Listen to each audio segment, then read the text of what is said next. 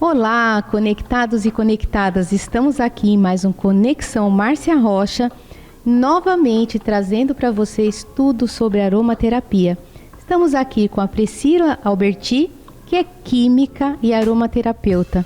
Muito prazer de estar com você aqui novamente, Priscila. O prazer é todo meu, Márcia. Hoje em dia, no mundo que estamos vivendo, nós vemos que a própria sociedade está proporcionando prejuízos a si mesmo, né? O que os óleos essenciais, a aromaterapia pode ajudar a gente? É verdade, Márcia. Hoje em dia as pessoas estão cada vez mais desenvolvendo muitos distúrbios. Por isso que nós precisamos estudar cada vez mais para poder ajudar essas pessoas, para auxiliá-las na saúde física, emocional e mental. Quando você fala saúde física e emocional e mental, saúde emocional e mental? Pois é, eles estão intimamente ligadas. Como, por exemplo, a forma como nós estamos trabalhando, a forma como a gente lida com a própria natureza, né? A sociedade em si está proporcionando à humanidade sérios prejuízos cognitivos, sérios prejuízos para a saúde mental. E esses distúrbios, como estresse, ansiedade, depressão, vêm atualmente com mais força, com mais intensidade. Como que a aromaterapia pode ajudar no alívio da depressão, da ansiedade, do estresse? Tem como? Tem como. Mas essas três doenças, por exemplo, elas são diagnosticadas pelos médicos. Nós precisamos de uma avaliação médica, isso é um fato muito importante a ser dividido, porque eu, como aromaterapeuta, não posso diagnosticar nada, eu não tenho conhecimento técnico para isso. Então, a partir do momento que um médico, seja ele psiquiatra, neurológico, tem um diagnóstico fechado, a gente consegue auxiliar essas pessoas com alguns distúrbios emocionais. Entendi. Quais os óleos essenciais que você trouxe aqui que pode nos auxiliar nesse sentido emocional e mental? Porque eu vejo muitos óleos aqui, para mim, eu não entendo muita coisa, mas tem alguns que são exatamente para ajudar, para auxiliar. Sempre lembrando que precisa de um diagnóstico médico e aí ele entra como um auxílio, né? Exato. Quais são alguns deles? Então, a natureza nos deu inúmeros óleos essenciais. Como a gente já conversou no outro programa, são as defesas das próprias plantas. Então, eu trouxe alguns principais dos óleos essenciais, que são o vetiver, a camomila romana, a bergamota, a tangerina e até mesmo a lavanda. Então vamos falar um pouquinho, peraí, porque acho que não vai dar tempo de nós falarmos sobre todos eles, você vai ter que voltar aqui para falar sobre outros óleos, hein? Então nós vamos falar um pouquinho sobre a lavanda, pode ser? Pode ser. Então a lavanda... Qual é? A lavanda é esse aqui, temos, no caso da doTERRA, temos 3 versões, Roll-On, 5 ml e 15 ml. Tá, aí depois você vai explicar como é que usa cada um desses, né? Isso. Mas para que serve a lavanda? A lavanda é o coringa dos óleos, né? É o nosso canivete suíço. A gente usa para picada de inseto, queimaduras solares, hidratação de cabelo, queimadura do fogão. Ele estimula o colágeno bom, é um antisséptico, abaixa a febre, pressão. Então a lavanda, ela auxilia praticamente em todos os nossos problemas do dia a dia. Tá, deixa eu só te perguntar uma coisinha. Quando você falou de picada de inseto, é esse Roll-On aqui? Pode ser? Pode ser esse Roll-On. Então dá licença, pessoal, que ontem eu levei a picada de um maribondo. Esse dedo aqui tá até inchado. Já tô usando, tá? Fique à vontade. Esse Roll-On, ele está diluído em óleo carreador, que é o óleo de coco. Você acredita? Ontem eu fui pegar uma jabuticaba e nela tinha um maribondo. Tomei uma picada... Mas aqui, ó, já tô sendo cuidada pelo óleo essencial de lavanda. Se você tivesse colocado na hora, aquela vermelhidão, a coceira, o ardume, Sofri ontem. Teria diminuído bastante no momento da picada. Então, assim, a lavanda francesa, nesse caso a gente está falando da lavanda francesa, porque existe outros tipos de lavanda. Existe a lavanda brasileira, existe outro tipo de lavanda com quimiotipo e geotipos diferentes. Então, a lavanda francesa é o tipo angustifólio. Essa lavanda, ela tem muitos benefícios para a gente, inclusive o sedativo. Por que a lavanda angustifólio, ela é sedativa? Porque dentro da composição química dela, ela tem cerca de 35 a 40% de linalol. E o linalol é onde age nessa questão da ansiedade. Existem 3 pontos importantes que a gente deve se considerar da lavanda. O primeiro, ela foi evidenciada que ela aumenta os níveis séricos do sono, do hormônio do sono, que é a melatonina. A melatonina, automaticamente, o nosso corpo já produz com o entardecer. E ela deixa de produzir ao amanhecer. Isso já é natural, mas provavelmente algumas pessoas ela têm essa dificuldade de produção e é onde acontece a insônia. Quando a pessoa começa a usar a lavanda, ela ajuda no nível dos hormônios e faz com que ela diminua o nível de ansiedade. Por quê? Ela começa a dormir melhor. Então ela começa a tratar a insônia dela. E a insônia é um efeito colateral da própria depressão, da própria ansiedade. Por segundo, a lavanda foi colocada no estudo num patamar médico. O que seria? Ela, em alguns pontos do estudo, ela foi nivelada aos benzodiazepínicos. O que são os benzodiazepínicos? São os remédios tarja pretas. Os remédios indicados para quem tem depressão, ansiedade, crise de pânico. Então, quer dizer que nesse vidrinho nós temos vamos dizer assim, uma ajuda que o médico também pode fazer mão dessa ajuda, né? Ele pode falar assim, olha, procura uma aromaterapeuta que vai te ajudar, né? Às vezes junto com alguma medicação, ou então às vezes até para diminuir aquilo, né, que a pessoa toma, e vai usando o óleo de lavanda. Então procure o seu médico, veja certinho como que tá os seus hormônios, tudo, e saiba que você tem uma ajuda adicional com os óleos essenciais. E o óleo de lavanda, gente, é como você falou, é um coringa, serve para muitas coisas. Priscila, mais alguma coisa?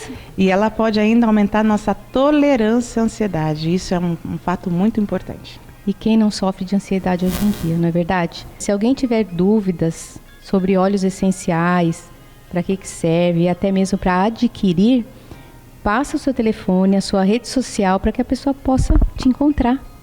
O meu Instagram é albert.pri, o telefone é 011 96721 3519. Então é isso aí, pessoal. Continue conectado com a gente.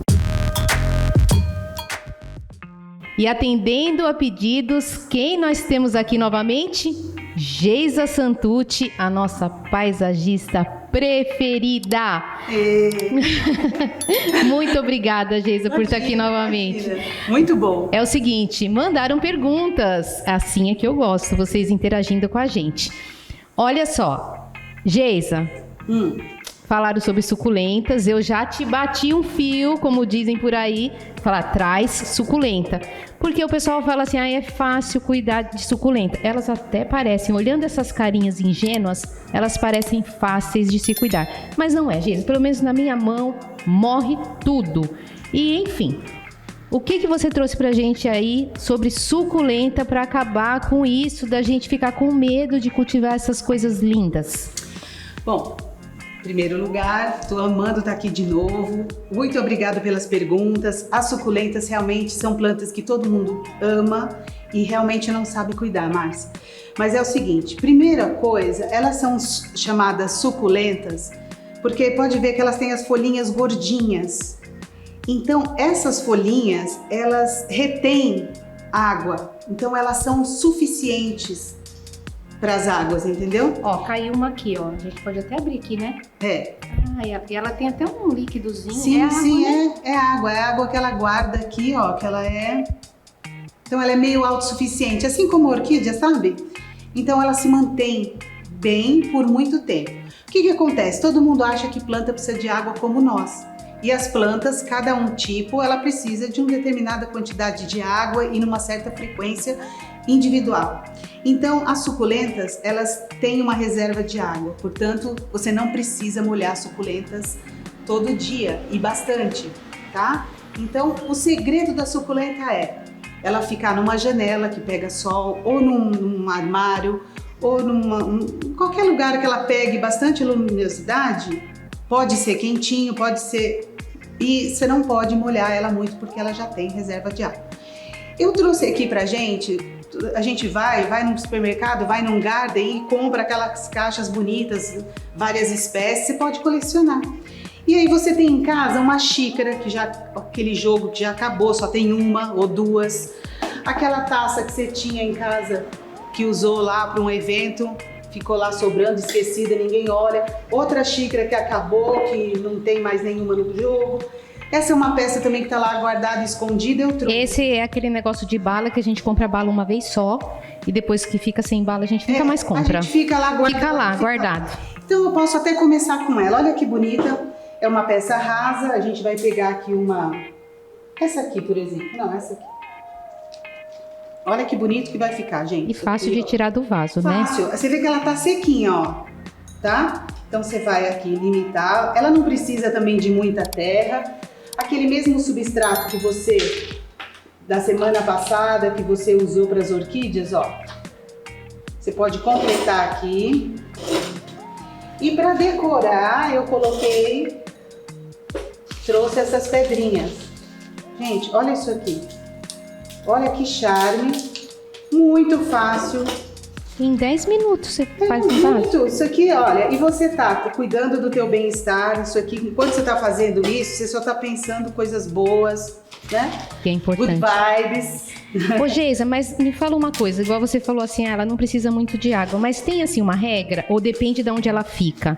Por exemplo, se ela tá perto de uma janela, se ela pega sol, ou se ela tá dentro de casa, ela não pega tanto sol, ou seja, ela não seca tão rápido. Mas tem assim alguma regrinha? Uma vez por semana, um canto, enfim, 10 ml? No caso dessas aqui, essa aqui que eu acabei de plantar, gente, olha que fofo, vai. Realmente. Vocês vão ter que concordar comigo. Olha que fofo você colocar isso aqui no canto, na mesa, no teu lavabo, se você tiver um lavabo grandinho, se você tiver um canto, uma mesinha muito bonito. De centro, no teu armário, na estante. Aí você vai molhar isso aqui porque ela não tem drenagem. Então você vai ter que molhar com um pulverizador. Né? Olha. As folhas também? Pode molhar as folhas também, não tem problema. Desde que você não encharque, né? Você não vai encharcar aqui. Ela não vai evaporar, ela não tem por onde evaporar porque ela tá dentro de casa. Então você não precisa. Amanhã você colocar não vai água aqui assim, você não precisa. Não, porque ela não vai ter onde escoar. Aí ela fica podre, né? Ela fica podre, então você precisa. Já entendi. Isso aqui, olha. É isso que acontece olha que comigo. gostoso. Você chegar em casa, toma um banho, vai dar uma olhada nas suas plantinhas, vai ver, tá seco? Vou deixar ela umidazinha. Pronto, tá aqui. Essa aqui eu trouxe pronta, gente, uma xícara. Que as outras eu fiquei morrendo de dó.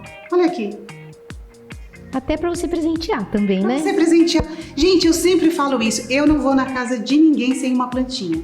Então, olha assim, aqui, e isso é sustentabilidade, né? Sustentabilidade. Isso se chama consciência ambiental. Você não vai jogar fora, você vai presentear, você vai causar bem-estar para você e para quem você está presenteando, né? É isso aí. Gente, essa foi a nossa dica de jardinagem de novo. Geisa, você volta de novo? Volto. Pessoal, manda suas perguntas que a Geisa vai estar aqui para responder vocês. Deixa aí o seu telefone, sua rede social e os serviços que você presta, hein? Tá. Bom, eu faço os projetos de paisagismo, trabalho muito com jardim vertical, eu acho muito interessante a gente trazer a natureza para dentro de casa, para dentro do escritório. E vocês sintam-se à vontade para me consultar. Quer para orçamento, quer para dicas, quer para como cuidar de plantas, eu sou de vocês, tá? O meu Instagram é monsterabotânica, @monsterabotânica. E o meu telefone é 11 98335 4174. Gente, fique conectado com a gente, você também, hein? Não desconecta mais, hein? Não. Então aí, você, ela, eu, todos nós, numa só conexão. Vem pra cá. Estamos aqui novamente em mais um programa Conexão Márcia Rocha para continuar aquele assunto que nós fizemos no outro programa. Estamos aqui novamente com o Dr. José Stefano, cirurgião geral e do aparelho digestivo, especialista no tratamento cirúrgico de obesidade. Muito obrigado do senhor estar aqui novamente conosco, doutor. Márcia, eu que agradeço. É um prazer estar aqui com você e falar de um tema tão importante, dando continuidade, né, a um tema tão importante que é a obesidade. Nós paramos da outra vez, que eu me lembro, que estávamos falando das consequências, né? Quais são as consequências da pessoa estar acima do peso? Eu digo acima do peso, doutor, porque muita gente acha assim, não, eu tô só um pouquinho acima do peso, eu tô bem, eu não sou mórbido, né? Mas assim, quais as consequências que já pode começar quando a pessoa já começa a ter esse desequilíbrio de estar acima do peso? Para entender esse desequilíbrio, não basta subir numa balança. Ele precisa fazer um exame um pouquinho mais sofisticado, que não é nada tão sofisticado, que se chama bioimpedância elétrica. Hoje nós temos balanças que vendem aí no Polishop e em outras lojas, em que você sobe nela com o pé no chão e você consegue já ver mais ou menos a sua massa magra e sua massa gorda. E nós temos que ter um equilíbrio nesses dois volumes de massas, né? Lembrando que massa magra compreende o osso, o músculo, a água, o sangue, enquanto que a massa gorda compreende apenas a gordura que acumula no nosso corpo. Todo o corpo precisa ter um equilíbrio das duas partes. Não existe pessoa sem massa gorda, como também não existe o contrário. O que ocorre é que a maioria das pessoas hoje estão ganhando muito mais massa gorda do que massa magra. Nós já até explicamos na outra vez a falta da atividade física, principalmente a musculação, que faz ganhar massa magra. Não adianta a pessoa comer 1 quilo de carne, que é proteína, deitar numa rede, não vai virar músculo, vai virar gordura. Então ele precisa ter atividade física, né? E falamos também daquela vez das dificuldades das pessoas hoje terem tempo para fazer essas coisas. E também falamos da necessidade deles terem conhecimento sobre o alimento, né? Quanto mais natural, mais integral, a quantidade, a maneira de fazer, tudo isso é importante. Agora, a consequência de excesso de gordura no corpo são muitas, né? A nossa gordura hoje é considerada uma glândula. Antigamente não, simplesmente estava gordo porque comeu demais. E quero até fazer um parênteses aqui, que eu escuto de pacientes dizendo que foram alguns profissionais da área da saúde e que foram assim chamados de sem vergonhas, de gulosos, de pessoas sem controle. Fala assim, é só fechar sua boca. E não é isso, Márcia, não é isso. Que os espectadores que estão nos ouvindo, quero que tire esse peso das costas. Acho, né? Que as pessoas estão relaxadas, né, doutor? Que até a família coloca neles, né? E esse peso acaba piorando o processo emocional, psicológico dessa pessoa que está acima do peso. E hoje nós sabemos que existem substâncias em muitos alimentos que promovem a vontade de comer, o desejo de comer. Porque uma coisa é você ter fome e outra coisa é você ter desejo de comer. Eu tenho fome porque eu fiquei várias horas sem comer e preciso repor porque eu estou me sentindo fraco. E outra coisa é assim, ai que vontade de tomar um sorvete, ai que vontade de tomar um açaí, ai que vontade de comer um chocolate. Isso é desejo. Então essas coisas têm que ser muito bem controladas. Quando a pessoa excede a gordura no corpo, ela começa a fabricar, como eu disse, a gordura é uma glândula, é considerada uma glândula porque ela fabrica substâncias, entre elas, por exemplo, a leptina, que vai controlar lá no nosso cérebro a quantidade de gordura que seu corpo está tendo. Mas se você continua comendo por desejo, não por fome, mas por desejo, você vai aumentando a sua gordura e essa substância cria uma resistência em mandar mensagem para o cérebro dizendo que você já está saciado, que a sua quantidade de gordura no corpo já está adequada para o seu peso e altura e, consequentemente, essa pessoa vai começar a desenvolver outros problemas, como resistência à insulina, levando ao diabetes tipo 2, vai tendo, por causa do peso, sobrecarga sobre os ossos, com problemas nos joelhos, na coluna, nos tornozelos, né, que são os ossos que mais seguram o nosso corpo. Pode começar a desenvolver hipertensão arterial, né? Pode sobrecarregar o coração. Imagina que seu peso tem que ser 70 e de repente seu peso vai para 100. Você ganhou 30 quilos, o seu coração tem que trabalhar para mais 30 quilos que não precisava. Se você continuasse com o seu peso bom de 70 quilos, logicamente dentro daquela proporção de massa magra e massa gorda, seu coração ia trabalhar 100 anos. Se você ganhou 30 quilos, e lógico que como qualquer máquina, Qualquer máquina que a gente conhece que sobrecarrega, ela dura menos. Então, sabemos hoje que a pessoa que tem obesidade, ela sobrecarrega os seus órgãos, ela dificulta o trabalho dos órgãos, ela traz outras doenças, como já falei, diabetes, hipertensão e várias outras alterações, e sobrecarrega o coração, né? Levando a hipertensão, aumento da área cardíaca. Isso não é do dia para a noite, Márcia, é ao longo do tempo. Por isso, a gente está aqui para ajudar a prevenir as pessoas a buscar uma solução, se estiver acima do peso, ou uma forma de controlar para não chegar lá. Olha, eu achei muito interessante isso que o senhor falou, que não é apenas um número ali, né? A gente sobe e vê o número certinho. Porque nós vemos e nós conhecemos algumas pessoas que estão com o número ali certinho, mas o estilo do corpo dela mostra que ela está acima do peso. Eu conheço pessoas, acho que todos nós, que vestem P de calça e vestem GG né? Porque assim, de tronco. Então, ela tem um acúmulo aqui na parte superior, né? Isso. Doutor? E às vezes ela tá certinha lá, tá peso, altura, tá certinho. Ou então a pessoa é bem pequenininha aqui em cima e aqui, né, dessa parte tá bem... A parte do quadril, né? Da massa então, do quadril, das nádegas, das coxas, muito larga. Então, essas pessoas também têm que ficar bastante atentas quanto a isso, não tem, doutor? No total, o que importa é a quantidade de gordura que tem no corpo. Não importa onde ela está indo. Não importa? Não. Importa num sentido. O acúmulo de gordura dentro do abdômen é a pior parte. É o preocupante. É o mais preocupante. Ali é que ela vai ser mais agressiva ao nosso corpo. Ela vai agredir os órgãos internos, vai acumular dentro do fígado, formando a esteatose, que é uma alteração de gordura dentro do fígado que causa no futuro uma cirrose, né? Então a pessoa tem que tomar cuidado com a gordura abdominal. Então, da gordura do corpo inteiro, a gordura mais maligna é aquela que acumula dentro do abdômen. Isso é preciso que a pessoa tome muito cuidado.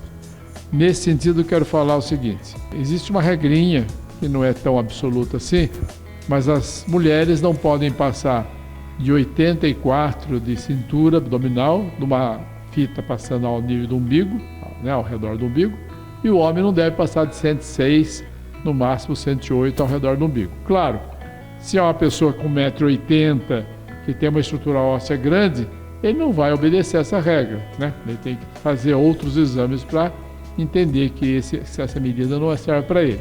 Na média dos brasileiros, nós somos em torno aí de 1,75 m a 80 m e as mulheres 1,65 m, no máximo 1,68 m, 70 m. Então essa regra vale para eles. Gente, corre lá e pega a fita, hein? Tem que correr, pegar a fita, ter uma balancinha. Pra ver como é que tá e aí procurar o doutor. Porque muita gente sobe na balança com bolsa, com celular, com chave pesada, com documento, e aí acho que com calça jeans, né? E mesmo as mulheres, né? E acaba pesando tudo junto, e não é esse o peso da pessoa. Tem que estar no banheiro, sem roupa, para medir o peso certo. Doutor, eu tenho duas perguntas para fazer para o senhor como telespectadora, né? Aliás, como espectadora do senhor, que é uma pergunta, vamos dizer assim, de leigo. Muita gente fala assim, olha, você tem uma estrutura óssea larga, grande, você nunca vai ser magrinho, porque os seus ossos são largos. Eu já ouvi isso várias vezes, mas, bom, enfim, as pessoas falam isso. Existe isso, doutor? Porque assim, peraí que eu só vou terminar essa linha de raciocínio que eu acho até que é uma dúvida de muita gente que está em casa. Porque assim, vamos dizer assim, se nós víssemos as pessoas mortas, né, depois de muito tempo, a gente não consegue falar assim, essa pessoa era gorda, essa pessoa era magra, olha, tem um esqueleto gordo e um esqueleto largo, né? E o esqueleto fininho. Fala pra mim, existe? Sim, você veja isso nas etnias, né? Você pega o alemão, que vem lá dos anglo-saxônicos, etc. São pessoas grandes e ossos grossos, entende? Então existe isso. Existem os negros, você vê os negros, são pessoas altas, de ombros, de ossos largos e fortes, que pesam muito mais do que o normal. Então você pega agora um chinês, um japonês, O chinês é aquele esqueletinho, magrinho. Difícil, a não ser os assim, que lutam sumô, eu... né? Quem luta sumô é diferente, mas... o que eu penso normal. assim, é mais de assim, ser alto e ser baixo. Mas eu nunca pensei assim, de olhar um esqueleto e falar assim, não... É uma dúvida mesmo. Existe sim. Agora, eu tinha falado da cintura, né? Uma outra relação interessante é a relação entre a cintura abdominal e a cintura do quadril. Passa uma fita métrica ao nível da nádega, no meio da nádega, dando a volta, e na cintura do abdômen. Você divide a cintura do abdômen pela cintura do quadril. O homem não pode passar de 0,90 e a mulher não deve passar de 0,80. É outro parâmetro. Mas olha, vamos deixar bem claro, não é só medir, pesar, fazer bioimpedância. Nós temos que ver a glicemia, que é o açúcar no sangue, nós temos que ver o colesterol, a fração boa do colesterol, que é o HDL, e a fração não tão boa, que é o LDL, embora as duas são feitas por Deus, então são boas, é que nós falamos, o LDL é a fração ruim do colesterol. Não. Precisa ter o equilíbrio, né? O equilíbrio. Ver o ácido úrico, ver a pressão arterial, olhar um outro fator chamado PCR, proteína C reativa. Então, são vários dados, né, que vão fazer com que o médico avalie essa pessoa, se o estado de saúde dela está bom ou não, independentemente daquele peso que ele está no momento. Eu opero pacientes, né, com esse índice de massa corpórea 60 e que não estão tão graves sob o ponto de vista metabólico que uma pessoa de 33, 34. Mas isso é individual. Claro que quanto mais obeso, mais risco ele tem. Mas não só pelo peso e altura. É porque tem vários fatores, assim como o senhor já falou. Isso. Doutor, e nós não temos, né, aqui, né, no nosso país, essa cultura de prevenção, né? A pessoa espera, às vezes, se sentir mal, ficar para ir atrás de um médico. É só vai lá, pede os seus exames para ele dar uma olhada no geral, como um todo, não é verdade? Sim. A minha outra pergunta é: água ajuda na perda de peso? Porque eu falo isso, doutor, porque muita gente, às vezes, não bebe água porque acha que a água deixa ele inchado, encharcado. Tem muita gente que pensa assim: assim, né? Eu bebi muita água e aí eu fui ver lá, tô com 1 quilo a mais. A pessoa pensa isso. São outros fatores que faz ele ganhar peso, né? A água só faz bem, não é verdade? Vamos separar. Fundamentalmente, nós temos que tomar água, que ela é a maior parte do nosso corpo. Nosso corpo, você vê, uma criança tem 80% do corpo em água. Os adultos já passam em torno de 70% de água. Quando a pessoa cai para 50% de água, ele está com problema. Está desidratado e isso traz problema para o rim, etc. Existe a pessoa adulta que tem problema renal, tem problema cardiológico, tem problema endócrino. Claro que esse indivíduo ele vai ter uma dificuldade maior ou menor de acumular água no seu corpo da forma normal. Senão a água você bebe, ela extravasa do vaso e a pessoa fica inchada, né? Vai ficar endemasiada. Aí você vai ver se é renal, se é problema cardiológico, etc. Mas no normal, as pessoas têm que tomar em torno de 40, mais ou menos 40 ml, ou seja, 40 gramas, vamos falar assim também, de água por quilo de peso. Então vamos pensar numa pessoa de 70 quilos, 40 gramas de água por dia, ele tem que dividir esses 2,8 litros em 24 horas, mas sabendo que dormindo 8 horas, ele não vai conseguir tomar água de madrugada. Então ele tem que dividir esses 2,4 litros entre a hora que levanta e a hora que deita. Eu sugiro, né, que essa pessoa carregue para o serviço uma garrafa de água mineral, né, de preferência, de 1,5 litro ou 2, e tente tomar isso de cedo até a noite, né? Então é assim, fora se a pessoa tem algum problema, lógico, né, nos rins, enfim. Fora isso, a água não pesa, ela não influencia no ganho de peso, e sim até na perda de peso, né? entre outros fatores se você também. tomar água agora, um litro de água, se pesar a balança, você aumentou 1 quilo. Mas essa água vai ser distribuída no seu corpo. Vai ser eliminada. Daqui a pouco vai ser eliminada pela urina. E você volta para o seu normal. Agora, a água é fundamental para fazer saúde, né? tudo o nosso peso. Agora, sei lá, vai emagrecer? Não quer dizer que vai emagrecer. Ele vai melhorar seu metabolismo. Se o seu metabolismo melhora, provavelmente ele vai entrar em equilíbrio. Entrando em equilíbrio, provavelmente você vai conseguir resolver outras questões, ou o próprio organismo vai resolver outras questões que estão ligadas ao excesso de gordura. Tá certo. Tá vendo, gente? Uma aula de aprendizado para todos nós. Eu faço essas perguntas para ele porque as pessoas falam, olha, ele vai lá, faz essa pergunta, por favor. Então aí, ó, estão fazendo as perguntas. Podem mandar as suas perguntas que o doutor vai voltar com a gente, não vai, doutor? Quantas vezes você precisar, Márcio. Já falei, repito, é um prazer sempre estar aqui com você. É isso aí, gente. Estamos conectados com o doutor Stefano e até o próximo programa. Muito obrigada. Eu que agradeço. Muito obrigado.